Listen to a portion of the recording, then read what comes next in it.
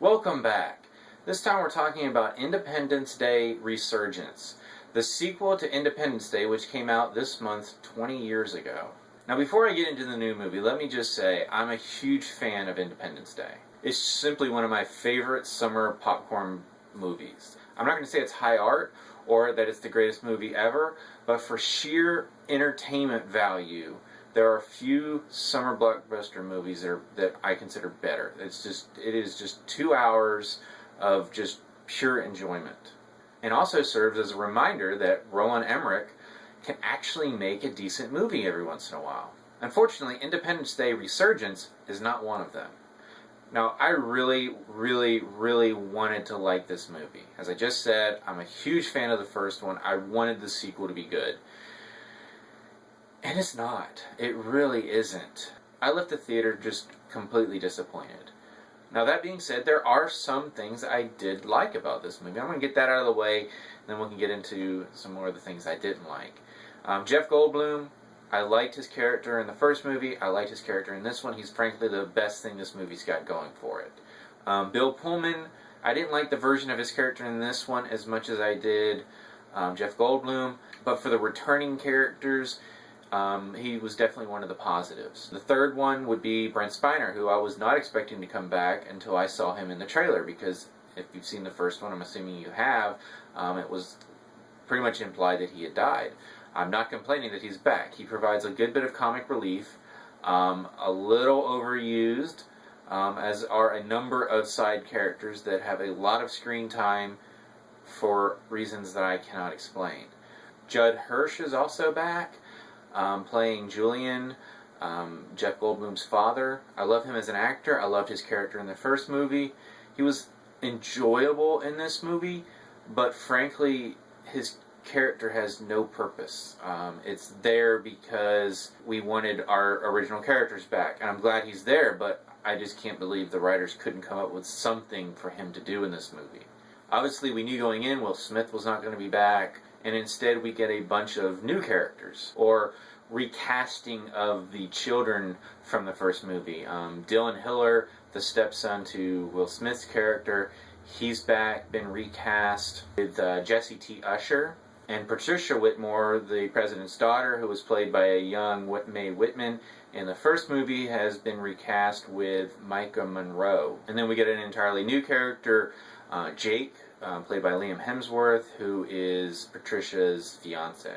We have some other new characters that appear, and for the most part, they could have been written out and it would not have made any difference whatsoever. And the lone exception to that would be Diobia Apare, who plays Dikembe Abutu, a warlord in Africa who has been fighting the surviving aliens from one of these ships from the original invasion that actually landed instead of crashed. And frankly, his backstory, like a lot of the backstories that we get from these various characters, is so much more interesting than what we got. And the result is essentially a sequel suffering from all of the worst things we've come to expect from bad sequels, combined with a movie that entails all of the worst things that we've come to expect from bad Roland Emmerich movies. Everything has to be bigger. This new ship that comes in is 3,000 miles across. It's beyond ridiculous. And with all of that said, this could have still been an enjoyable movie. Like I said about the first movie, I wasn't expecting high art. I wasn't expecting just everything to make sense and there not to be some plot holes here or there. But there's got to be at least something in the movie that makes sense. The character decisions make no sense. The physics in this movie has no basis in real physics. And if you're going to make up your own physics, at least be consistent with it, which this movie is not at all. I'll say this. There is some enjoyment. The action is enjoyable, except more often than not, it falls into the same tropes that we've come to expect from Roland Emmerich movies. There's one sequence, I'm not going to spoil anything, there's one sequence that I was like, that is completely ripped out of 2012. And then there's another sequence where I'm like, that is completely ripped out of The Day After Tomorrow. And I'm like, well, I guess he's plagiarizing himself, but it's every time where you think the movie is gaining some momentum, and I'll say the best portion of this movie is dealing with David, Jeff Goldblum's character, and him going to Africa and looking at this ship and investigating what some of these things that are occurring and what it means. And that's the one point in the movie where I was like, okay, there's hope. Because pretty much everything that had happened up to that point was just stupidity. It was just characters making decisions that made absolutely no sense.